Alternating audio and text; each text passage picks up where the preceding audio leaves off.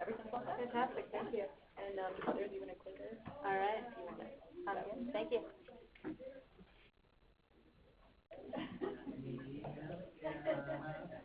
Okay, so thanks everybody for coming. We'll go ahead and get started because Sarah's got lots of data to present. I know some of you and not others, but Sara Reese works at the hospital.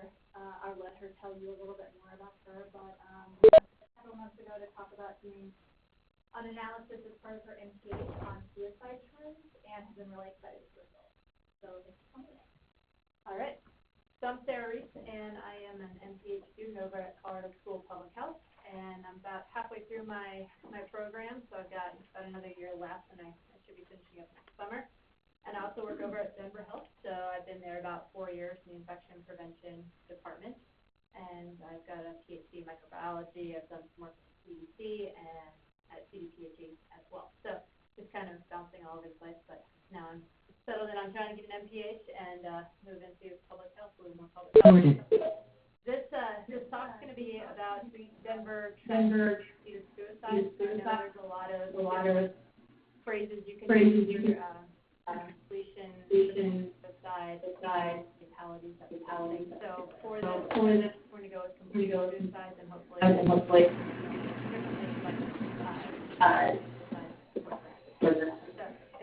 going to be a study demographic.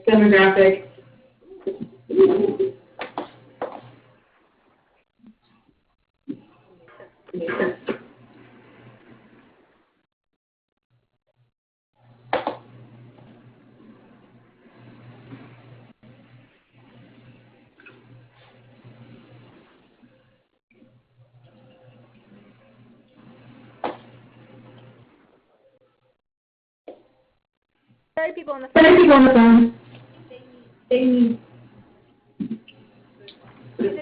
the people on the phone. Great.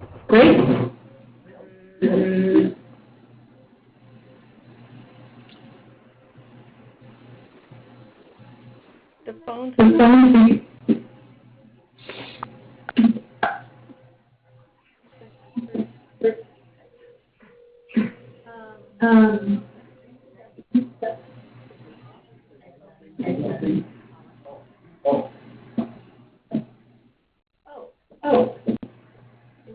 Is it still? Oh, there.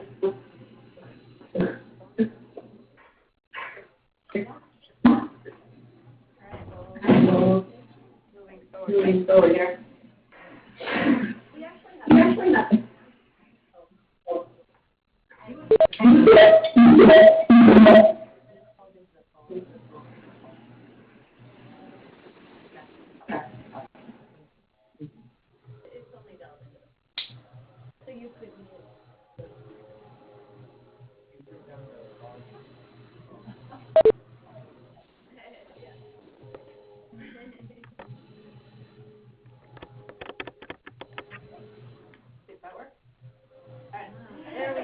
Okay, so moving on. So in this talk, we're going to give you a background on suicide and what we know and what we don't know and why we set about doing this project. The objectives of the project, the methods that we use to get our results, and then within the results, we're going to discuss who completed suicide within Denver County, where they resided within Denver County that those that completed suicide, what means were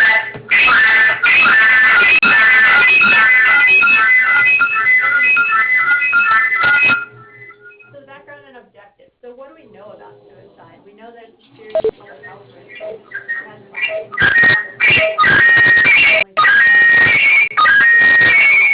that are left wondering the questions of why their loved one, why their friend committed suicide, and just what that impact is on those people. And it's one of those things that's really frustrating in that it's 100% preventable. So what could have been done to prevent people from committing suicide? And another disturbing thing that we know is that Colorado has the 7th highest suicide rate in the United States. So the suicide rate is about 19.1 deaths per 100,000. And in 2015, suicides were the 7th leading cause of death in Colorado and the 9th leading cause of death in Denver. So it's ahead of things like influenza or breast cancer or colon cancer, things that we know that people do die of. And so suicide is up there, and it's, as I said, it's preventable. So what can we do to find out more to prevent it and to start bringing that number downward?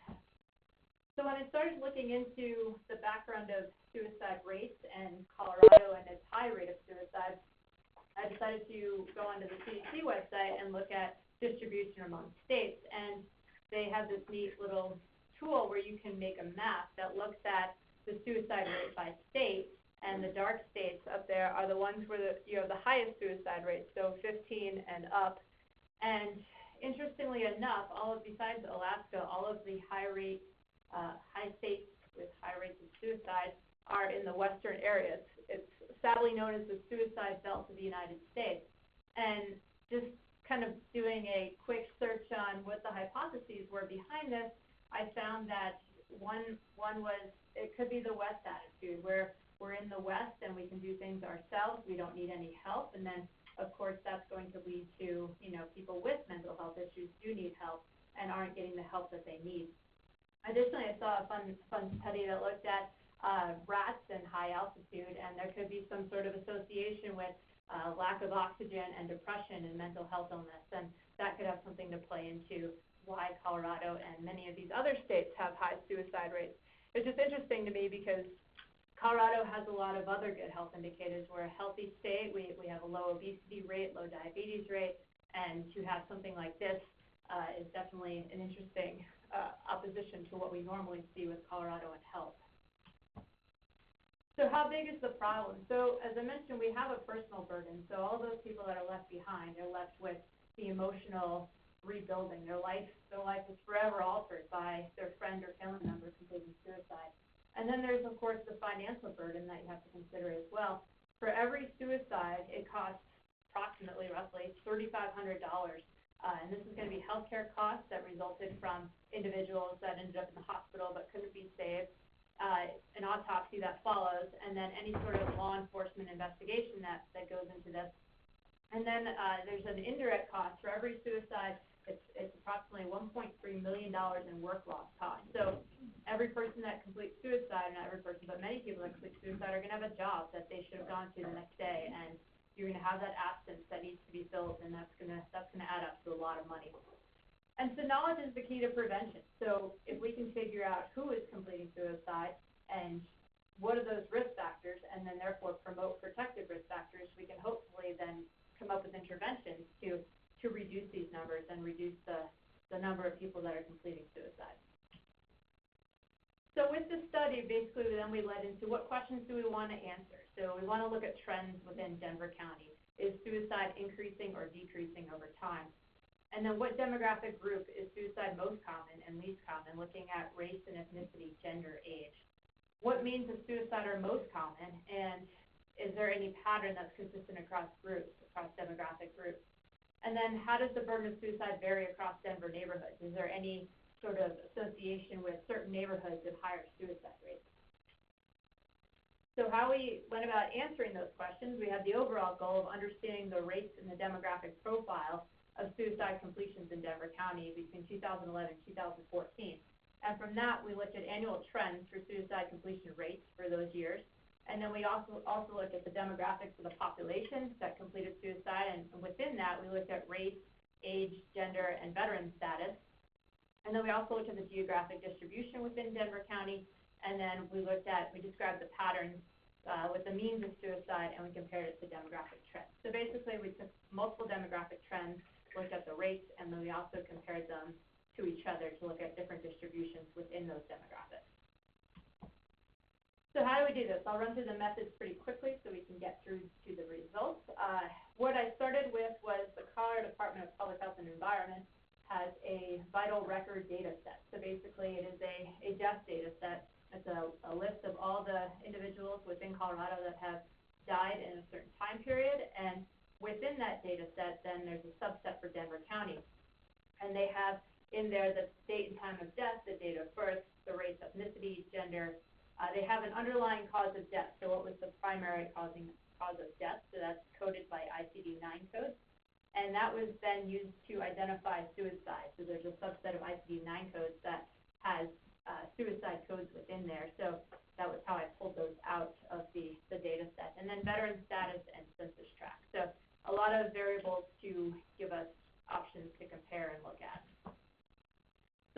that data set, there were rates that were calculated for demographic variables, and so the rates were calculated using population estimates from the American Community Survey. So they provide, based off of the census, the yearly population. So that was how the rates were calculated. We also did a descriptive study that examined the demographics, the socioeconomic, and community factors that impact suicide.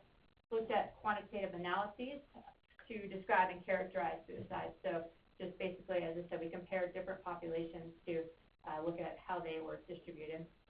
We developed a map that looked at the geographic distribution. And then the inclusion criteria for this study was any individual that was over the age of 14 that completed suicide between 2011 and 2014. So on to the fun part, the results. So this is a graph looking at the yearly rate of suicides, and the purple color is Denver County, and the blue color is Colorado. And so it is the number of suicides per 100,000. And as you can see on this graph, that Denver County is consistently 20% lower than Colorado rates. And I thought this was somewhat of an interesting finding, given that Denver is the capital city. You have a huge diverse population within the city. There's a lot of I guess, interesting factors living in a big city versus compared to the rest of Colorado, which a lot of it, besides the suburban area, is primarily rural. So I thought it was interesting that we are lower than Colorado consistently. But overall, the rate is fairly flat. There was a spike in 2012 where it went from about 15 to 17, 18. But overall, it's not too alarmingly going up, which is good, but definitely not going down. So. And then we compared the males and the female rate, and as consistent with what's found in the literature, males are 3 times more likely to complete suicide than females. And this is definitely what our data showed. We had the purple line is going to be the females, and the light blue line is the males. As you can see, there's definitely a 3 times higher rate in the males. And also, the peak that we saw in 2012 within Denver was driven primarily by the males. There was a spike within, they went from about 24 to 28 within that time period, whereas the females were pretty stable. They went up slightly in 2013, but for the most part, pretty stable rate. And so this graph is very busy, and I will tease out what is important. But basically, we divided the data set by age group, and so we looked at those that were less than 18, 18 to 24, and then 10-year increments, and then 65 plus. So you can see there's a lot of variability. There were very few less than 18-year-olds, which is good. Obviously, anyone that age that is completing suicide is one too many, but nonetheless, there were only a couple in 2011 and 2014. So a very low rate, which is the one on the bottom. And then the rest of them were obviously much higher, and we'll go through what ones I thought were important to note trend-wise.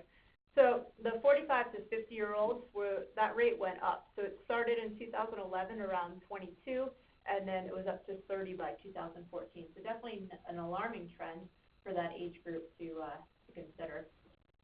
However, we did have 3 age groups that were going down, which is always a good trend to see in something like this, where the 55 to 60-year-olds were very high at 30 in 2012, and then went down to about 23 in 2014, and then as well the 25 to 34-year-olds and the 18 to 24-year-olds also have a nice decreasing trend. So whether that continues in 2015 is yet to be determined, but definitely at least 3 of those age groups are going down. So then what we did was we looked at, as I said, different demographics, compared different demographics to each other to look at the distribution. And so this is looking at gender by age group. And basically what I would like you to take home from this is that for most of the younger ages, basically between less than 18 and 45 to 54, the males are 3 times as likely, or even more than that. 80% of the group is made up of males, and 20% is made up of females. However, in the 55 to 64-year-old and the 65 plus, you have more females, not more females than males, but definitely it goes from 20% of that population to 30%. And so I thought that was definitely an interesting finding, and one of my hypotheses behind this would be, I guess, kind of the maternal instinct of a woman is going to have their family responsibilities in their middle age, taking care of children and such, but by the time they hit 55, 65, those responsibilities aren't as needed, I guess, and so that might be one reason, probably of many, of why this trend is occurring. And this is a table kind of reinforcing that when you compare males and females. The males rate, of course, is much higher at 24, whereas the females is at 7.2. But if you look at the median age, for males it's 43 and females 4 years older at 48. And then when you break it down by common age group, the males most commonly between 18 and 24 and 35 and 44, so it's definitely the younger ages. And with the females, the most common age group for completing suicide is 55 and up. So definitely an interesting trend, I think, worth looking into for sure. So we also looked at different racial and ethnic groups, and this I thought was interesting. So this graph was generated using that American Community Survey data, and so all of the denominator data used to make this graph is based on those racial and ethnic groups. So the white non-Hispanic, the denominator was the number of white non-Hispanics within Denver, and then the number of blacks within Denver. So this rate is definitely comparable to each other, and clearly the white non-Hispanics are leading the way, unfortunately, in a high rate of completing suicide. So they range between 23 and almost 30, whereas the other racial ethnic groups were around 15 to 5. So definitely a huge difference in racial ethnic groups in this time period. And so then we also looked at this breakdown by age, and basically the interesting finding that we had was that in the 18 to 24-year-old group, there was a larger population of white, Hispanic, and black than you see in the older age group. So you can see in the bottom part here, the population for white and Hispanic and black is much larger than what you see in the older age group. So I thought that was definitely an interesting finding when you break down by racial and ethnic population. And then this was definitely one of our more interesting findings when we're looking at all these data is the veterans. Literature has definitely suggested that veteran suicides are a huge problem, and this is not anything different than what we see in Colorado or in Denver for that matter. The top rate, I apologize that they're pretty similar in color, but the top rate is your veteran rate, and so it's up near 50. It definitely is decreasing, which is good, down near 30, but compared to the non-veteran rate, which is around 15. So a huge issue.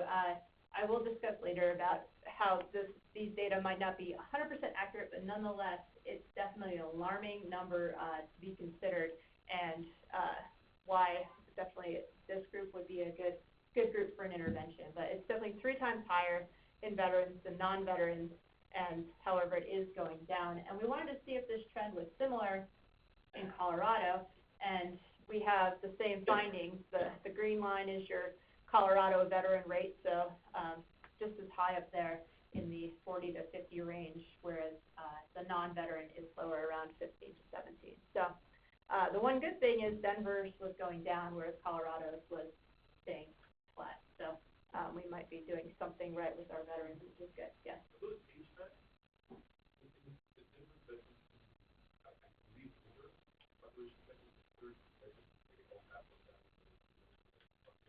Right, yeah, it's not age adjusted, these are crude rates. There's different kinds of veteran exposure.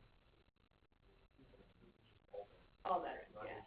Yeah, so it was, that's why there's a little bit of trouble with the final data, but definitely suggestive of being a higher rate. Thanks. Yeah, no worries. And so just kind of break this down a little bit clearer within a table, the suicide rate for veterans was at 48, whereas the non-veterans was 18. And interestingly enough, we found that the veterans that did complete suicide were much older than the non-veteran population, so 58.8, which is suggestive of being just an older population in general, and then 42, 43 for non-veterans. Another interesting finding when we broke out the veterans that had completed suicide compared to the non-veterans is that the the percent of men. So in the non-veteran population, about 73% were men, whereas in the veteran population, 97% were men. And then, as I said, the older age groups were the other significant finding. The 55 to 64-year-olds and 65 plus were the more commonly of those veterans that had completed suicide compared to more middle age for non-veterans. So that was interesting. So now we'll go through the results on where people resided who had completed suicide. And so Abby Steiner put together this great map for me that basically looks at the GIS distribution based on census tract of the suicide rates of those that had completed suicide and where they resided. And you can't quite see the neighborhoods, but really the take home from this is there's no real strong pattern that we could detect with suicide rates within Denver County geographically. The hypothesis we used going into this was that we wanted to see if there was any sort of association with the poverty line. And those of you that are used to seeing the Denver map, the poverty line kind of takes an inverse L here.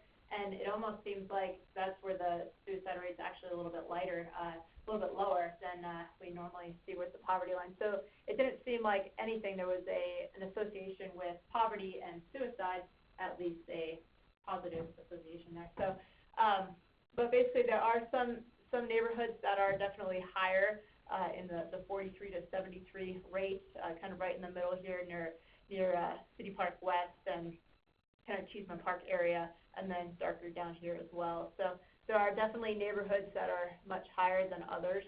So while I don't know what we can do with this, but I thought it was interesting nonetheless, is it kind of seems that suicide really affects every neighborhood regardless of poverty status. So now we'll go through the results of means about suicide, how people completed suicide.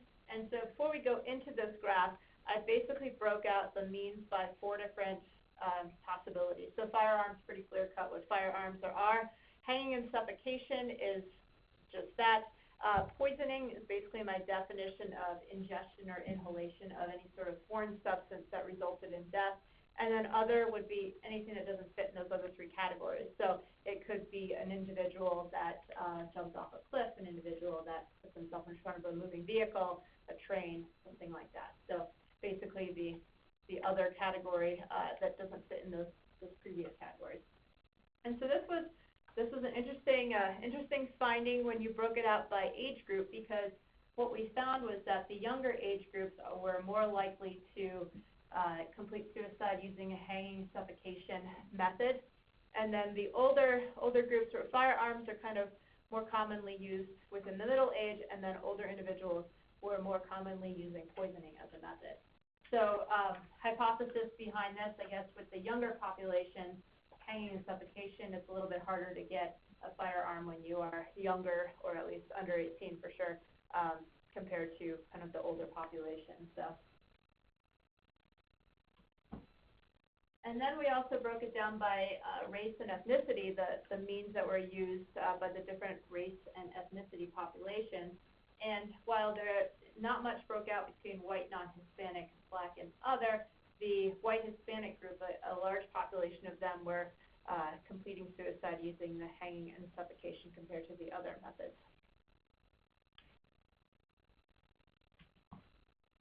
And then this I thought was a really interesting breakout of means of completing suicide and gender.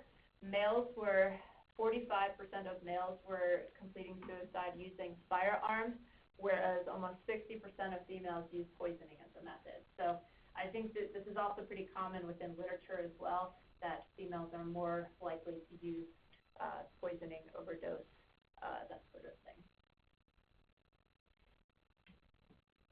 And then this wasn't terribly surprising, but interesting nonetheless, that the veterans completed suicide. More than 60% of veterans completed suicide by firearms compared to the rest of the population.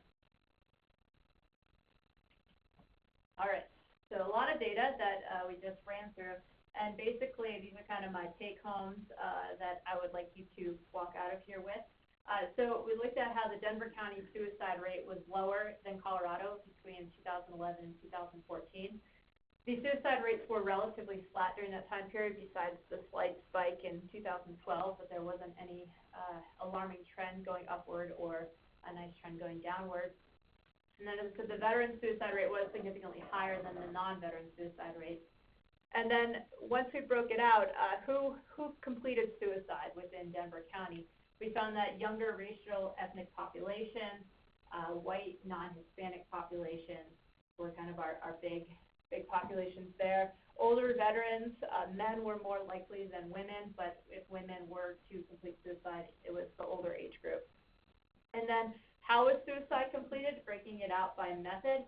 Firearms were commonly used by middle-aged individuals, white non-Hispanic, and veterans. Hanging and suffocation was more commonly used by younger individuals and white Hispanic individuals. And then poisoning was used by older individuals and women. So the limitations with the study, as many studies are, there's always limitations. The sensitivity and the accuracy of identifying the suicides and how to classify them was a bit of a challenge. When you're looking at death certificates, if it's an adolescent that had completed suicide or family preference, the coding might not have been labeled as such, that this was a suicide just because of family preference. It could have been life insurance policy might not come through if somebody completed suicide. So that death certificate might be underreporting the number of suicides we do have. In Colorado law, if you have a life insurance, after 1 year you can collect it. Oh, okay. Gotcha. All right. Then firearms versus overdose. So looking at, a firearm is going to be a clear-cut method of completing suicide. And then, however, if it's an overdose or poisoning, it might have been somebody just took too many meds, or it was a suicide attempt, or a suicide. So just trying to classify those and then come up with results from that. And then the veteran status, the accuracy and sensitivity is a little bit questionable because the way they capture that in this data set is they ask the next of kin if that individual was a veteran. And of course, if it's a family member that has known that person for a long time, they obviously know if they've been in the military, but if it might have been a homeless individual that just met somebody 2 weeks ago and they have no idea, you might be missing some of the classification there, correct classification. And then estimating the veteran population, as I said, we got our denominator data from the American Community Survey, and from what I can tell, their veteran census population is the number of veterans, active or inactive veterans that are alive at the time. So I think it is accurate, but it could be, it's a hard number to estimate at times.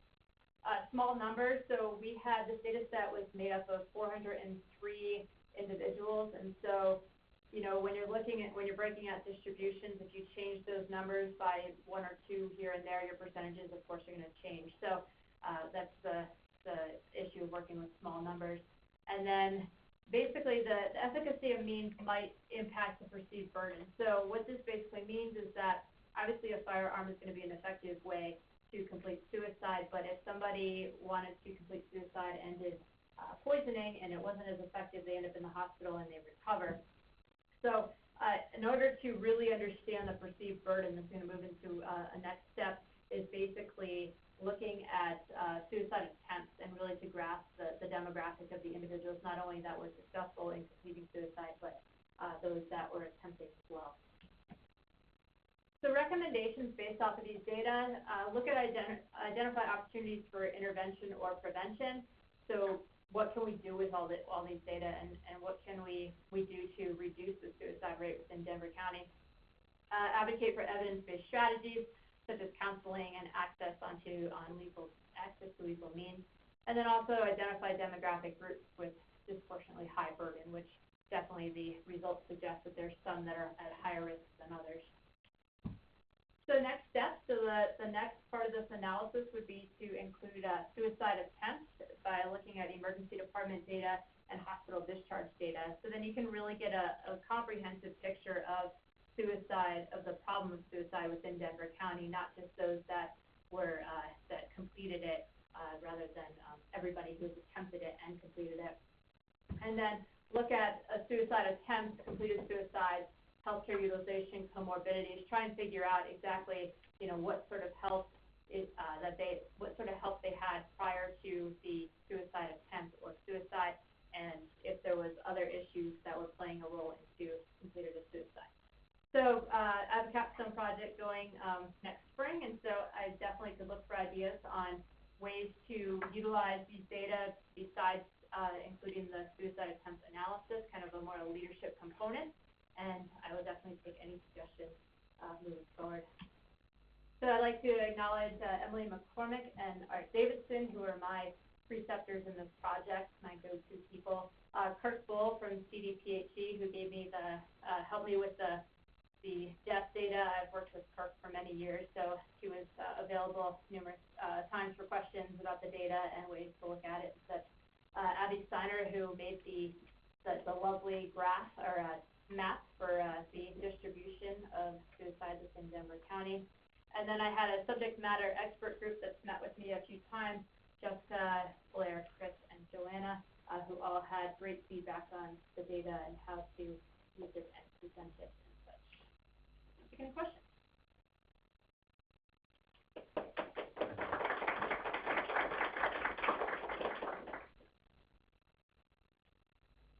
Yeah. I've got one. I was just thinking about the upcoming election, and there's a ballot initiative for justice. How would that, or I'd be curious to know what places like Oregon, how is that? Is there going to be a specific type of thing to say with suicide? Can you talk about that? That's a good question. I think, as Emily says, there's an ICD-10 code for somebody who broke their arm roller skating on Cherry Creek. It's that detailed. So I would not be surprised if there's an ICD-10 code that classifies that. I'm not certain if there is, but and I'm sure when you do an analysis like this, you certainly can exclude those because obviously those are the individuals that their not reasonings are different, but definitely, I guess they don't want help. I guess at that point, I don't know. So yeah.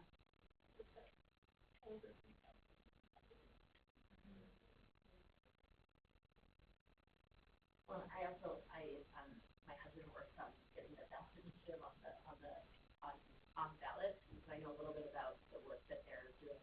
We're definitely trying to move away from that kind of right to the end, like moving away from the suicide language, because again, hopefully they'll be able to find a meaningful way after that.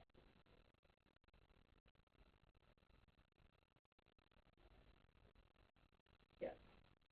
Consider overlaying with some of the other CDPHE data sets, retrospective for suicide. It was a summer project. We had to stop. Sorry. We had loads of ideas about other things to overlay. Yeah, absolutely. And why'd you pick those? That was the most recent data available at the beginning of the summer. So it was 2015, hadn't been released yet. So we went with the last 3 years, 4 years. Why not go backwards? Good question. Back further? Well, no, just one of the known risk factors that would be embedded with that data set, right, is recession. Yeah. So economic recession in 2008, 2009, Colorado's suicide rate spiked. Bubble. 2005, 2009, and also 2008. Momentary blip and then the question. That's a recession and a different population than we have today in Colorado. Yeah. Population distribution is interesting. Question. Right. Cool. Yeah. So with the members who are asking about cause of death or it would be interesting to see. I imagine it's not as clear cut as poisoning, firearms, suffocation. Right. And looking at the DHA data, as far as suffocation, it seems like there's some circumstances where people do a lot of different things, and so I I would imagine that there is probably a fair amount of alcohol involved in firearms. Right. Or, you know, in suffocation. Right. But there's a lot of things that are involved in that. Right. So it would be interesting to understand more about, you know, and way more complex to understand the other, things involved immediately, the other influences. Right. Yeah, I had briefly looked at, within my data set, they have the underlying cause of death, but then they have another 10 codes you can look at. So I tried to look at those and rank them and see if any stood out. You know, there was a lot of intoxication, a lot of drug poisoning, that sort of thing. So there wasn't anything that stood out immediately without really diving into it. So.